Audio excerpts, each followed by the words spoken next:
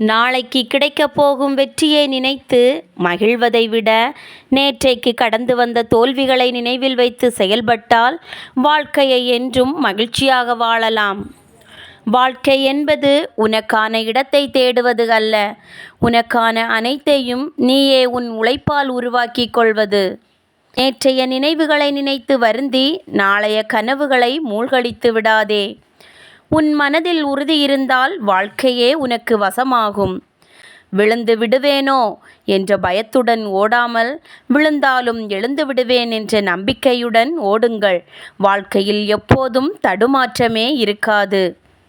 நீ உன் இலக்கை அடைய வேண்டுமென்றால் முதலில் இந்த 2 செயல்களை செய்ய பழகிக்கொள்ள வேண்டும்: முயற்சி மற்றும் பயிற்சி. வாழ்க்கையில் மேடும் இருக்கும், பள்ளங்களும் இருக்கும். எந்த சூழலிலும் கிடைக்கின்ற மகிழ்ச்சியை அனுபவித்து ரசித்து கடந்து செல்ல நாம் தான் பழகிக்கொள்ள வேண்டும்.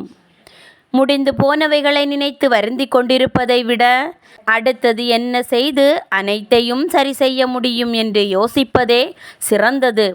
எதிரில் நிற்பது யார் என்பது முக்கியமில்லை, எப்படி எதிர்கொள்ளப் போகிறோம் என்பதே முக்கியம். சோகங்களும் வலிகளும் அனைவரது வாழ்விலும் உண்டு. அவற்றை மறந்து வாழ வேண்டுமே தவிர மறைத்து கொண்டு வாழக்கூடாது. இல்லாத சில விஷயங்களை நினைத்து வருந்தி கொண்டு இருக்கின்ற பல விஷயங்களை இழந்து விடுகிறோம்.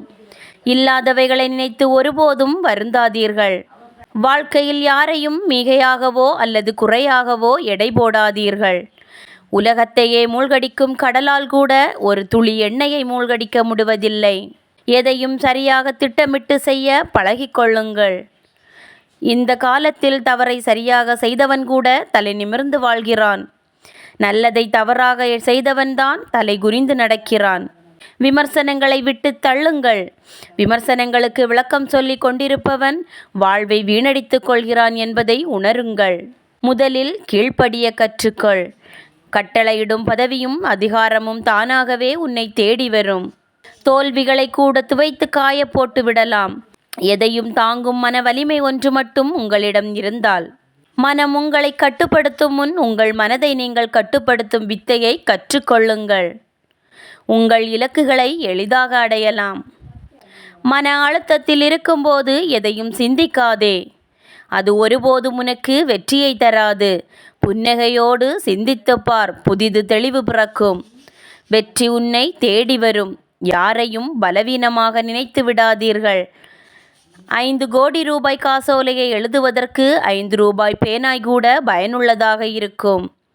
ஒரு குடையால் மழையை நிறுத்த முடியாது, ஆனால் அந்த நிமிடம் நம்மீது விழும் மழை துளியை நிறுத்திவிட முடியும். அதுபோல்தான் சிறு சிறு புன்னகையால் நம் வாழ்வை மாற்ற முடியாதுதான், ஆனால் அந்த நிமிடம் நமக்கு இருக்கும் கவலையை அது மறக்க செய்துவிடும். யாருக்கும் அஞ்சியும் வாழாதே, யாரையும் கெஞ்சியும் வாழாதே.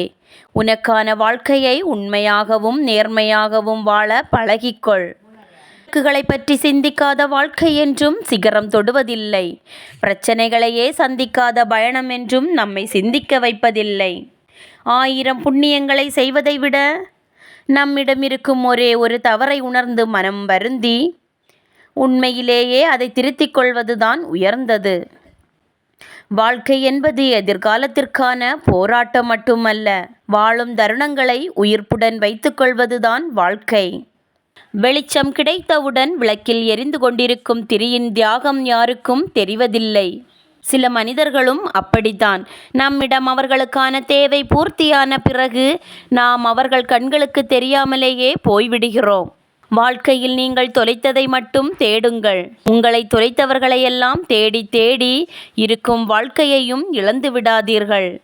நம்மோடு இருக்கும் சில மனிதர்களைப் போல கஷ்டகாலத்தில் நம்மிடம் வந்து அறிவுரை சொல்லி நம்மை சாகடிக்காமல் தூரமாக நின்று வேடிக்கை மட்டும் பார்ப்பதால் கடவுள் நல்லவர்தான். செயலில் நாணயமும் பேச்சில் நாணயமும் இருந்துவிட்டால் நல்லவைகளெல்லாம் தானாகவே உங்களை தேடி வரும். கோபத்தில் நாக்கு வேலை செய்யும் அளவுக்கு நமக்கு மூளை வேலை செய்வதில்லை என்பதுதான் உண்மை. நீங்கள் கோபத்தில் இருக்கும்போது வார்த்தைகளை கவனமாக பயன்படுத்துங்கள். உண்மையான உறவுகளோடு கோபத்தில் விலகி இருப்பதை விட உரிமையோடு சண்டையிட்டு கூடவே இருந்து விடுங்கள். அப்போதுதான் உறவுகள் வலுப்பெறும். நம்பிக்கை உடைகின்ற போது எப்பேற்பட்ட அன்பும் வெறுப்பாய் மாறிவிடுகிறது. உங்கள் மீது ஒருவர் வைத்த நம்பிக்கை எந்த சூழலிலும் உடைந்து விடாமல் பார்த்து கொள்ளுங்கள். உண்மையை நியாயப்படுத்தி பேசினால் ஒன்றும் அவமானப்படுவீர்கள், இல்லையென்றால் காயப்படுவீர்கள். எப்போதும் யாருக்கும் எதையும் புரிய வைக்க முயற்சி செய்யாதீர்கள். எல்லா மனிதர்களும் கண்ணாடியைப் போலத்தான். உணர்வுகள் உடையும் வரை ஒரே ஒரு முகம், உடைந்துவிட்டால் பல முகங்கள்.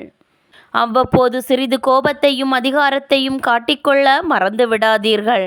நரிகளுக்கு மத்தியில் வாழும்போது சில சமயம் கர்ஜனை செய்வதுதான் நீங்கள் சிங்கம் என்பதை நிரூபிக்க வேண்டியுள்ளது. சில உறவுகளும் வாடகை வீடும் ஒன்றுதான். என்னதான் நாம் அழகாக அலங்கரித்து வைத்தாலும் அது நமக்கு சொந்தமில்லை. யாருக்காகவும் உன்னை மாற்றிக்கொள்ளாதே. உனக்காக தன்னையே மாற்றிக்கொள்ளும் ஒருவரை வாழ்க்கையில் என்றும் கைவிடாதே. இது ஒன்றை மட்டும் புரிந்து கொள்ளுங்கள். தவறு செய்பவர்களை எளிதில் திருத்தி விடலாம், ஆனால் அதை நியாயப்படுத்துபவர்களை ஒருபோதும் திருத்தவே முடியாது. தவறுகளை திருத்திக் கொள்ளும் அனுபவம் இந்த தவறுகளை நியாயப்படுத்தும் ஆணவம். பொய்யாக நடிக்க தெரியாதவர்கள்தான் கண்ணீரையும் கோபத்தையும் முதலில் வெளிப்படுத்துகிறார்கள் என்பதை புரிந்து கொள்ளுங்கள். கோபத்தை உப்பை போல தேவைக்கு ஏற்ப பயன்படுத்துங்கள். குறைந்தால் மரியாதை போய்விடும், கூடினால் மதிப்பு இல்லாமல் போய்விடும். நீ நினைப்பது போல் உன் நிழல் கூட உன்னோடு வருவதில்லை.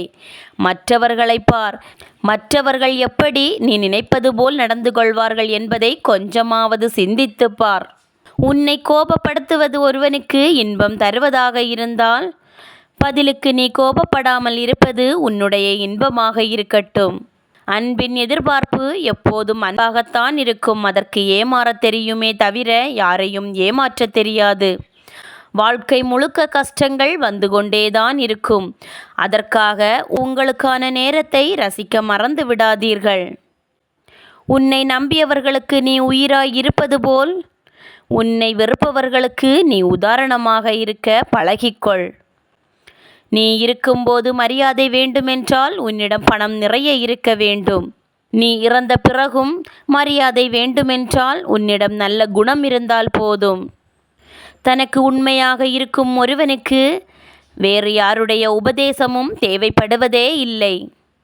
தனக்கு உண்மையாக இருக்கும் ஒருவனுக்கு வேறு யாருடைய உபதேசமும் தேவைப்படுவதே இல்லை. நேர்மையற்ற பணக்காரனாக இருப்பதை விட நேர்மையான ஏழையாக இருப்பதே நிம்மதியானதுதான் என்பதை உணருங்கள்.